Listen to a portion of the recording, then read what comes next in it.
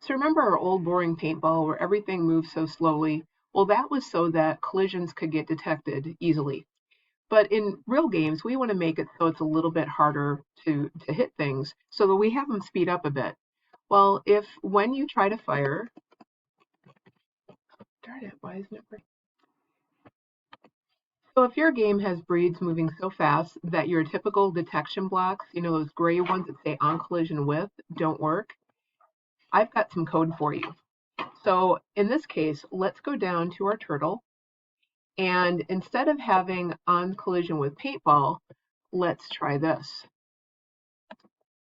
We are using a different type of detection, a conditional that says if count paintball within 3 steps is greater than or equal to 1.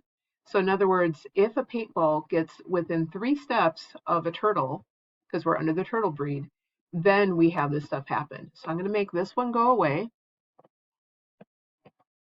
And now let's see the difference.